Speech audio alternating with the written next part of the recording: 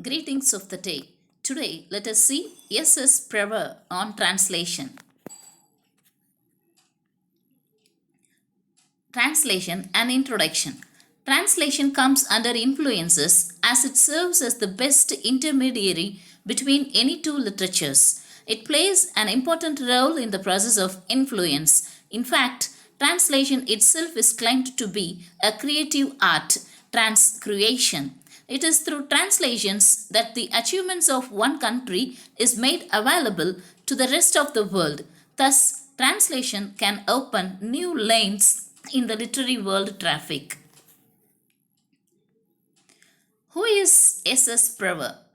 Siegbert Salomon Prawer is his original name, and he is shortly called S.S. Prawer.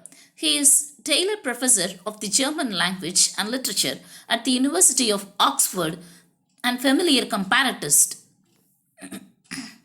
He has authored a book entitled Comparative Literary Studies An Introduction, which was published in the year 1973, in which he has devoted a chapter Translation Techniques. Prawer values translation of the Bible and other ancient European classics. What is the idea of two cultures? Prawer points to such principles in the studies in which two cultures confront each other. He points out that the received author and the receiving author each must be studied against his own cultural and literary background. Then only the relationship between the two authors must be defined and documented. S.S. Prawer's views on the reception studies. S.S. Prawer views that reception studies are incomplete without taking an assessment of the nature and function of literary agents or international mediators who at present belong to an important branch in modern times, namely communication.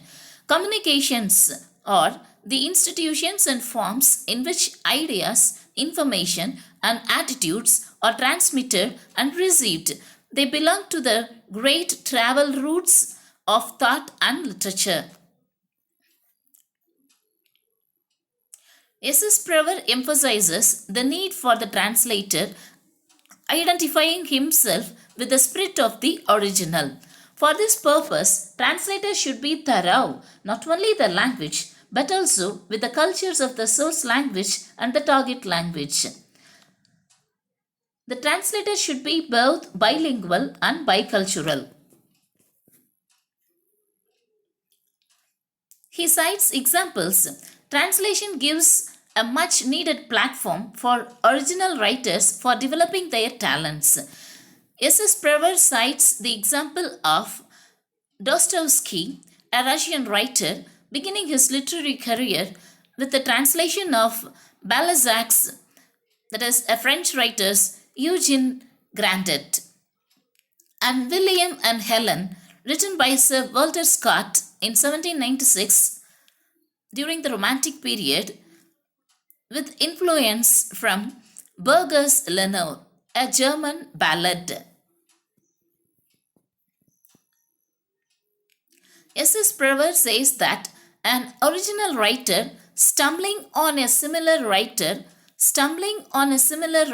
in another language is like unexpected discovery of an old friend in a foreign land.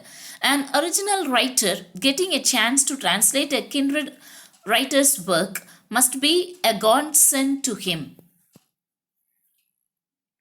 Great translators and scholars can act as intermediaries between two cultures or literatures. S.S. Prawer cites the instance of Arthur Wallis, the Oriental scholar and sinologist, who, through his translations and writings of Chinese and Japanese literatures, brought the West and the Far East close together. He was a source of influence to writers like Ezra Pound and Bertolt Brecht, a German writer. S.S. Prawer says that Translations develop the genius of individual writers. At the same time, translations promote literary movements also. The translation into English of ancient Greek and Latin classic in the Elizabethan age brought Renaissance ideals into English. Similarly, the translations into English of the works of Voltaire and Rousseau, the French writers, in the 19th century speeded up the Romantic movement in England. The ancient Vedic texts translated from Sanskrit into English brought the East closer to the West and inspired classicists like T.S. Eliot. Thank you.